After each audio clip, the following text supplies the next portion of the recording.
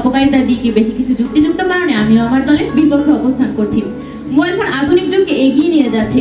এটি আধুনিক যুগের একটি বিস্ময়কর আবিষ্কার। আমরা এখন মোবাইল ফোন ছাড়া এক মুহূর্ত চলাফেরা করতে পারি না।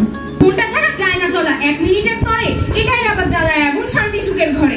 উপকার তার কম নয়, ক্ষতিটাও সেই সাথে। বই রেখে সব ছাত্রছাত্রী চ্যাটিং করে রাতে, প্রেম আলাপে ঘুম আসে না একলা বিছানাতে, গভীর রাতে ফোনের সাথে নীল ছবিতে মাতে। আসসালামু আলাইকুম। আজকের এই বিতর্ক প্রতিযোগিতায় উপস্থিত সম্মানিত সভাপতি, বিশেষ অতিথি, প্রতিপক্ষ দলের বন্ধুরা এবং উপস্থিত আমার সামনে প্রতিটি শ্রোতাকে আমার আন্তরিক সালাম ও শুভেচ্ছা জানিয়ে আজকের আমার এই বক্তব্য শুরু করছি। আসসালামু আলাইকুম। সম্মানিত মহাসচিব, প্রিয় সহকর্মী সহযোদ্ধারা, আমাদের আজকে আমরা 10 ডিসেম্বর ৭৬তম বিশ্ব মানবাধিকার দিবস আমরা উদযাপন করতে যাচ্ছি। আসলে আমরা মানবাধিকার কর্মী হিসাবে আমাদের জন্য প্রতিটি ঘন্টাই প্রতিটি দিনই আমরা মানবাধিকার দিবসে আমরা চেষ্টা করবো সেই কাজটা করে বৃক্ষরোপণটা করেছি। বন্যার সময় আমরা আমাদের অনেক বড় সংগঠন ছিল, আমি বলবো যে অন্য সংগঠনের তুলনায় আমাদের সংগঠনের পারফরমেন্স ভালোই ছিল। এর মধ্যে দুর্গম জায়গায় গিয়ে আমাদের মহিলা কর্মীরাও তারা ঘরে ঘরে গিয়ে পৌঁছানো, এই ভিডিওটা আমাদের আছে।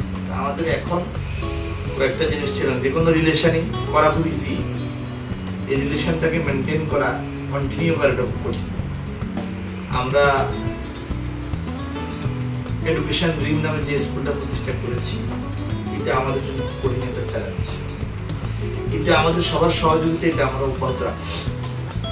বিশেষ করে এখন আমরা তাদেরকে বিস্কিট দিই, কিছু শিক্ষা উপকরণ দিয়েছি। আমরা সপ্তাহে চাউলগুলো, যেটা আমরা মনে হয় এক একজন এক একবারে যদি একটু দিয়ে আপনি নিজে গিয়ে বিতরণ করলেন, ওই বলার দরকার নেই আমি আজকে যাবো সারা দিনে থাকেন। এখানে সব একটা পরিবার হিসেবে গ্রহণ করতে হবে। পরিবারের বাইরে থেকে অনেক কিছু বলা যায়, অনেক কিছু করা যায়। পরিবারের ভিতরে আসলে কিন্তু অনেক কিছু শিখাও যায়, দেখাও যায়।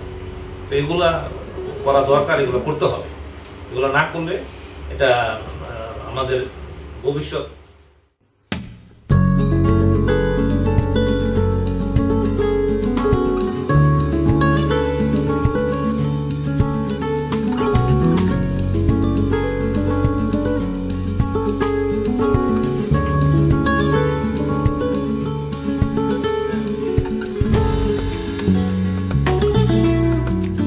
মানবাধিকার দিবসের জয় হোক।